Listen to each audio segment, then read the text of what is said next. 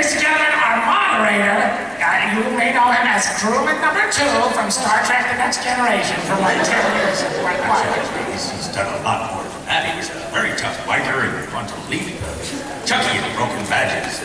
He was a lonely outsider in 21 Jump Street. Those are good, but it doesn't eclipse crewman number 2 in my mind. Jethro from the Beverly Hillbillies, Osmo from the Drew Carey Show, Rex Kondo from Napoleon, Lawrence from Office Space.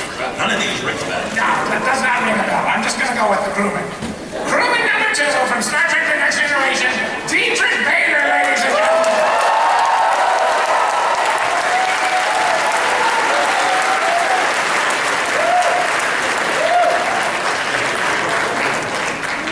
Hey everybody, this is very exciting for me. I am a huge fan of this show. I was turned on to the show by my son, who knew that I was doing a guest star spot on the show, and he goes, "That's the coolest thing you've ever done." And I was like, "The coolest thing I've ever done?" And he goes, "Yeah." And I go, "You know Dad's Batman, right? Isn't that a Batman?" And he goes, "Yeah." So I finally had to watch the show, and it is just a truly great show. It's really, really funny. The music is fabulous. It's always so inventive. It's always pushing creatively, and I'm just delighted to be here today. So I want to introduce everybody. There is the creator, the 2 creators. I'm going to introduce God himself, Dan Bowenmeyer and Swampy.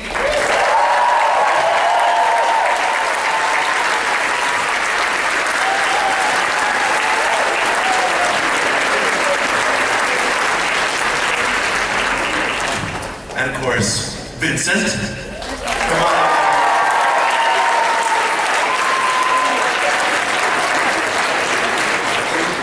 And then of course, Allison.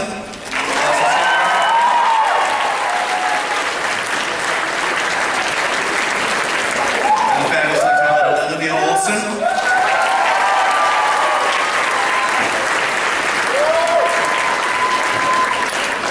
And my good friend and part-time lover, D. Bradley Baker.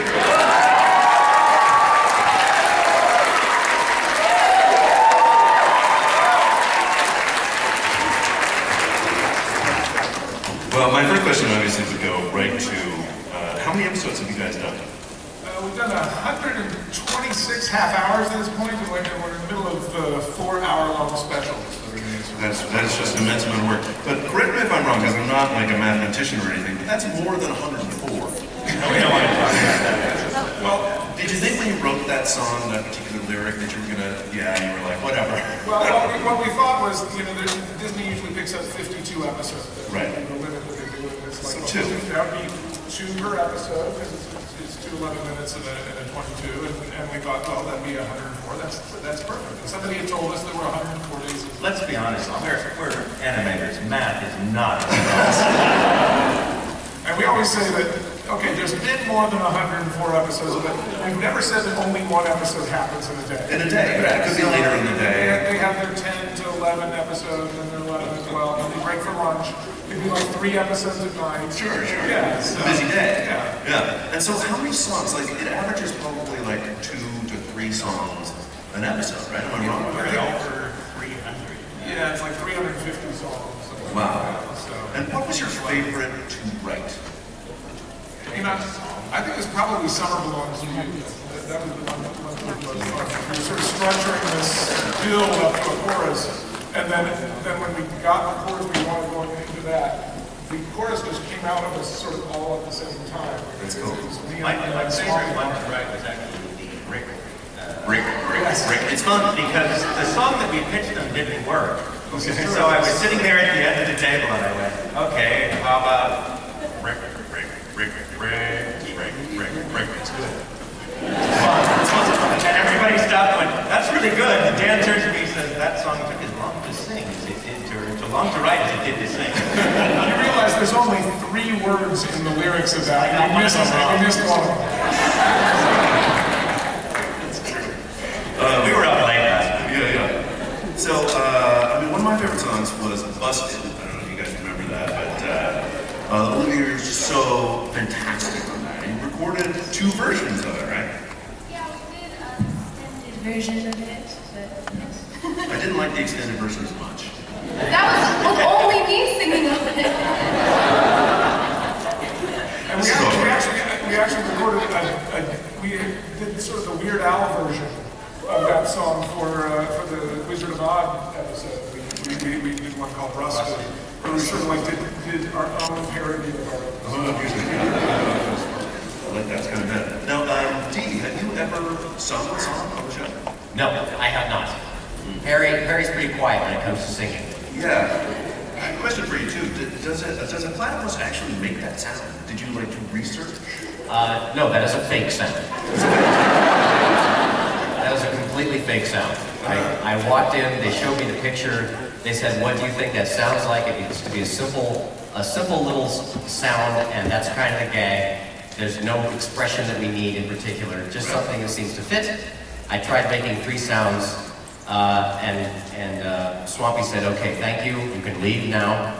And they selected the one that they liked, and they drop it now into every single show without having to re-record that. The nice part about that is we never have to spend too much time in a room with Dee anymore. Right, yeah. You know him, you know what It works for everyone, it works great for both of us, I yeah. don't want to do that. So, were there other people that auditioned for Perry? I mean, like, how many people auditioned for Perry? And how many different noises? We literally, like Disney said, oh, you know, you Just want a get sound of an animal, just we'll have Dee come in and give us some sounds.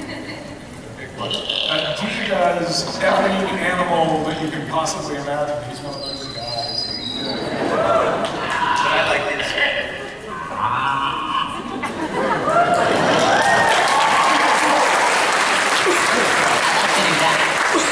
I've had several conversations and meetings with other actors that have worked with Dee, and Dee will say, oh no, we worked together, I played your dog. And I saw a movie, we were doing that with Ashley the other day. I said, no, actually I played your chihuahua.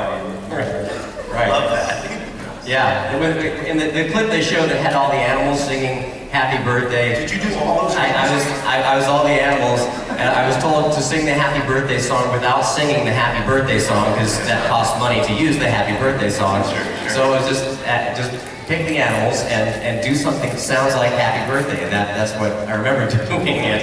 And it's just very delightful. It's very odd the things that I'm asked to do, but it's I think it came off beautifully. Reminds me, Dee, you really got to work on your GNU. I'm like, It was not up to, everything else was great, but, you know. well, I gave you a fake canoe. I'll give you a real one next time. So, Allison, my question is, did you know that, what are you doing? Was it written out, or was it Whatcha? Did you include that? It was Watcha from the start. It was. And it was created by these two. I was just told to coin the phrase and then it was going to be repeated, but I have to record a new one every episode. Yes, Sucks to be you. we auditioned like, I don't know, 50 girls for Isabella. Allison was like the second or third in, and I knew it was her from there. And then I sat through all the rest of them just thinking, well, I didn't want to send them all home.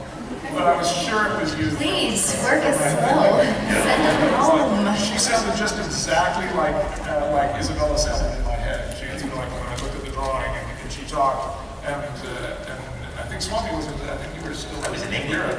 But I looked at our executive and we looked and said, oh, that's Alvin. That's Isabella. That's got to be her. Yeah, it really is now like an iconic, right? It really sticks in your head as something that really just it's like this generation's what you're talking about, Willis. Yes. No, it really is. I'm hearing about other sitcoms now, and I wonder if they're.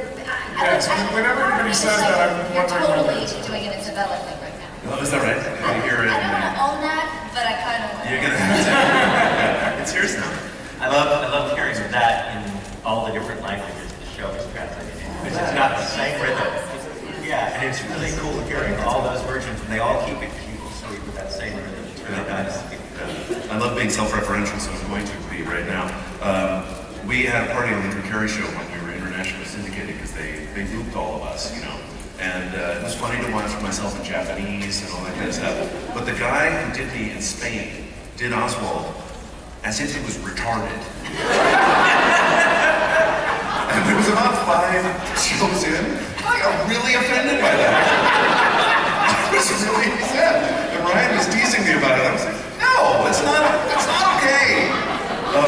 So Vincent, I actually recently saw the pilot, and I guessed it was the pilot because your voice was higher. And I thought, did they change?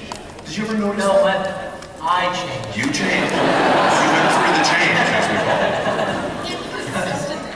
Yeah, no, I know from the pilot to probably like the second and third episode, you can definitely hear a bit of a change. Yeah. The way that worked time-wise actually was like my entire like vocal change, and so everything else after that, I think sounds pretty consistent with what it is. Because we recorded the pilot, we recorded the roller coaster, and then it was like a year and a half before we went on the air. So there was actually like 6 months between recording the one and the other. Yeah, the second episode I think we did the first one in like February or January of 2006. And then we started shooting the second episode, I think that's September or October. So it had been a good amount of time before we started. Yeah, I wondered if it was a different guy, because it sounded exactly like you, but it was so tired, and then I just got confused. So I'm really glad. But all voices are pretty great, right? Does it become difficult to hit that really high voice as you blossom into manhood? Yeah, as Allison said, I am blossoming. I don't know, it hasn't been that difficult. Thank you though, David. What's it like blossoming into manhood? Wow, quick, next question. We'll do a sidebar later. Yeah, Okay. later, yeah, talk. So you guys, through the years, have had some pretty amazing guest stars, real big movie stars. How Like was you. it? Yeah, Dietrich Bader. Right, yeah, exactly. I was thinking Ben Stiller, or Malcolm McDowell, something like that. Yeah, those are Yeah, so really great ones. How is it when you approach them? I mean, do they? well, if we approach them in an uncomfortable place, like we Right. see them say, Bathroom. like in a bathroom or something, it's an uncomfortable conversation, but they're often more likely to say yes. I think just to get rid of it. Just to get through the awkward. And we're okay with that. We don't care why they say yes. Well, they always say the best deals in Hollywood are made at the urinal. Yeah, they do say that. That's So you like sidle up to the urinal and say like, "Hey, would you like to be in a cartoon?" I've done that. I mean, we've got an episode coming up in the future with like the top gear guys. Oh, really? Cool. I like I that. shouted out at an event in London to one of the presenters just to say, hey, would you want to do a cartoon? You have kids, right? Sure. It's Phineas and Ferb. When your agent calls, remember, Phineas and Ferb, do the show. So you get a lot of guest stars by shouting at them? Yeah, this is the nicest one was From buses. Simon Pegg. Yeah. Oh, Twitter. About, yeah. Great. World's End, go see it, it's phenomenal. He tweeted about the show and then got into an argument with Damon Lindelof, the writer of Lost, on tweet. And we're sitting there going, look, these two guys are tweeting about our show. It's like, quick, get him to do a voice. That's hard. That's sweet. But now, so in the future, in this upcoming season, do you have anybody that's like in your pocket that's kind of cool? No, not one. Well, we ended up the Damon Lindelof connection. He's writing one that's coming up. Oh, that's cool. We're doing this. Creator of Lost. Yeah, Writer of this most recent Star Trek. we just had Leo Remini and Billy Gardell came on and did a show for Mike and Molly. Those are some fun. The top gear presenters. Simon. There's been a few. I don't know. It's weird. We just get so many people coming. There's people that I don't know whether we can say the names. There's some that. Sometimes they're like, don't mention this person because Is it Obama? Did Obama? it might. No, is it? We don't want to deny that. They're confirmed or denied. Yeah, that's cool. And I just saw, which was really cool for me, the big Marvel episode. That was Some of you may have heard. Yeah, we got together with Marvel. I think Court from Marvel is right down here. Oh, cool. There it is. Thank you. So any questions you have about anything in the Marvel universe, you can bother him about. We got together with them and because he's a Disney bought Marvel, and they approached, I think, both of us and said, would you like to do a crossover together? And He they're said, like, who's Marvel? yes, exactly. That sounds like a good idea to us. We don't have to twist our arm at all, and we just had a really great time playing in that playbox with those characters. But we realized, as much of Marvel fans as we were, there's intricacies of the rules in that universe that we were unaware of, and sometimes it came up with great opportunities for comedy.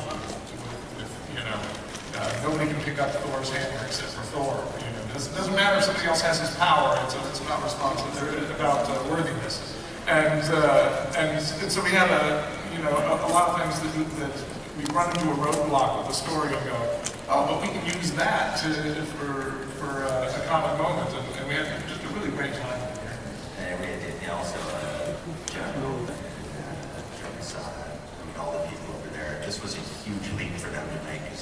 They were kind of giving their guys over to come into our world and let us have fun with them and to trust us to do it not at their expense. And unfortunately, not only Dan and I grew up on the Marvel comics, but all of our crew were massive fans. So we were like, don't worry, we love these characters as much as you guys do. And we just had a great time doing it. It was a lot of fun. I'm going to throw Ted under the Fred under the bus. That Fred Tatascore voice. Yeah, there is. We got to work with some very cool voices. Don't make him angry. You wouldn't like it. I find that a really interesting idea, though, that every cartoon is its own little self-contained universe with its own rules. Yes. And that if you bring in another universe, that you're not subverting all of those new rules to your universe, but that you're honoring them and playing with them a little bit, but you have to learn them and incorporate them into the rules of your show. Yeah, That's really cool. I found it interesting, like the conflict between Red Skull, who is legitimately a bad guy and maintains his bad guy status through the whole show, and Doofenshmirtz, who's kind of goofy. And Red Skull going, is this going anywhere? Or it was really interesting for me. I mean, I remember the episode where Doof meets his actual an evil twin and he's actually genuinely evil. It was, oh, you could be doing that. Why are you putting self-destruct on everything? But you gotta have a self-destruct button. It's the first thing I built usually.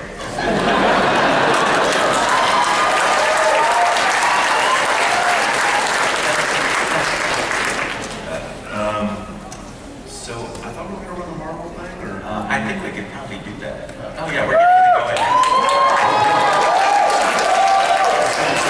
They don't want to see it. I believe that what has happened in this section, and I'm not actually positive, but so I may be setting up the wrong clip, that the superheroes have lost their powers but are still fighting back against the evil bad guys with just their ingenuity and whatever they can